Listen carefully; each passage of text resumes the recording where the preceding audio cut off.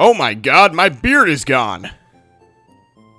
Anyway, what up, y'all? I got something new for you guys. I'm going to do a little buy, sell, and hold today. I'm going to talk about 3 buys, 3 sells, and 3 holds. I got a whole list that I'll put on the screen at the end, but I only got time to talk about 3 of each, all right? So I'm going to post a full-length version on YouTube, and then I'll post up a chopped-up version on TikTok and Instagram, so make sure to follow there if you have not already. All right, let's start off with a buy in DK Metcalf. So DK has been injured the past couple weeks. He has been a bit boom or bust so far this season. However, Geno has been slinging that thing, and DK is his primary target when he's out there. I think some DK managers out there might be a little disappointed in him just because of how boom or bust he's been and his injuries. So I do think that it's worth testing the waters with DK, seeing how the manager is feeling, and if you're able to get him, I would 100% do it. All right, let's move on to a sell in CD Lamb. So you're gonna have to sell this purely on name value because I do not think that his value is there anymore. Cooper Rush and Trey Lance both looked god awful. It sounds like it's going to be Cooper Rush from here on out, but that does not instill any confidence in me. I feel like this is going to be more like a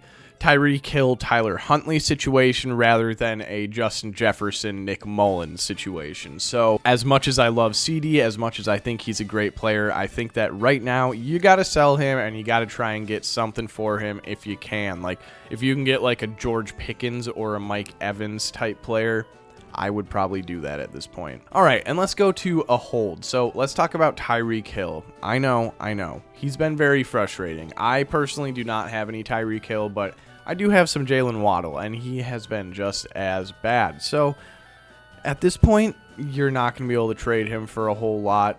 You've been holding on to him this whole time. You've been riding the wave this whole time. You might as well just hang on until the very end. Just buckle it up.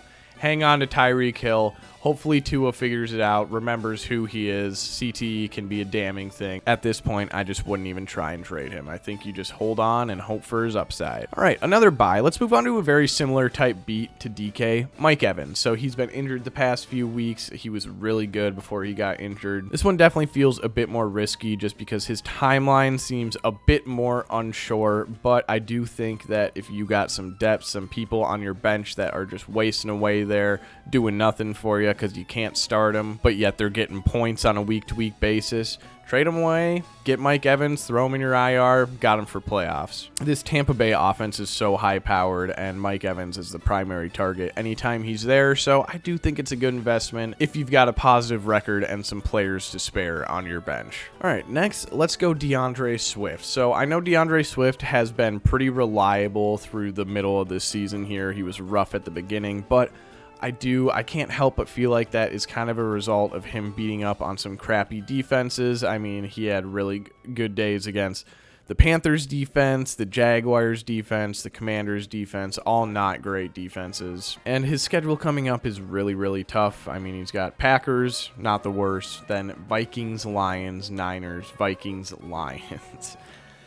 Yeah, not great. So I do think that right now is probably the best time to sell on DeAndre Swift. I think if you're going to maximize your value on him, you got to do it right now because he is going to have a rough rest of the season. All right, another hold, Amari Cooper. So I know that it's been kind of frustrating just because you get so excited after the big trade happens, like, oh, he's going to play with Josh Allen, big gunslinger Josh Allen, hell yeah. And he gets there week 1, has 2 catches, one of them for a touchdown, and you're like, all right, sweet, he's already catching touchdowns, just needs to learn the playbook, and he's been injured since. So it's definitely been a bit annoying with Amari Cooper, but you just got to hang on to him at this point. I definitely would not be selling him unless you get a heck of an offer. But that's the thing, is you never know. With these trade situations, some people are so astronomically high on them. Some people genuinely might believe that Amari Cooper is going to be the wide receiver 1 from here on out with Josh Allen. You know what I mean? And some people just don't care about that at all. It's like, oh, it's just another pawn for Josh Allen to throw to. So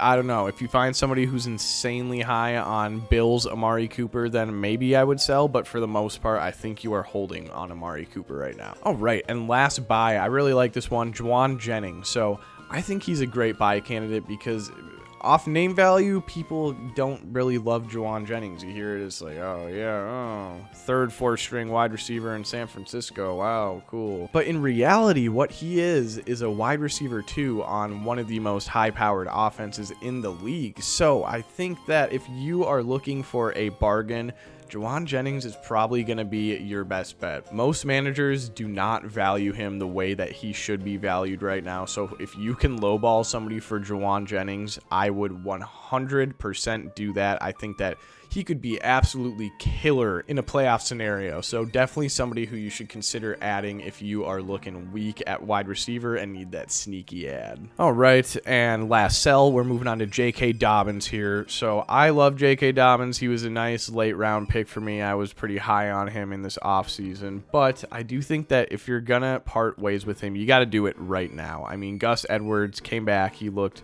like healthy Gus Edwards, whereas early in the season he did not at all. And JK has been really inefficient. He had a really nice start to the year, but I mean, aside from those big plays, which at this point are few and far between, as I said at the beginning of the season, he was doing it a lot, but now they're becoming more rare. But anyways, without all those big plays, he would be averaging like maybe 3 yards a carry. He has not looked efficient, not looked very explosive. He just is able to break open a big play every once in a while. So I don't know, with Gus Edwards back and JK starting to look a bit more inefficient, you might want to consider selling him at this point, see what you can get. All right, and last hold is going to be Brian Thomas Jr. So I've been seeing everywhere, sell Brian Thomas Jr. Get him the heck off your roster if you can. I do not agree with that whatsoever, because I think that right now his value is rock bottom. I mean, everybody saw what happened last week with Mac Jones. If you were going to sell him, you needed to do it prior to Mac Jones coming in. Now it is too late. You just need to hold on to Brian Thomas Jr. and wait until Trevor Lawrence comes back after their bye week in week 12, I believe. Do not go out there and sell Brian Thomas Jr. for a bag of baked potato lays, man. Do not do it. You gotta hold on to him for now and just hope that when Trevor Lawrence comes back, he is a monster and a savior in the playoffs. That's all you can do at this point. Don't sell him. All right, with that being said, that'll do it for this video. I will put up the rest of the list on the screen, and appreciate you guys. Leave a like, sub, comment, do what you will. Y'all have a beautiful night.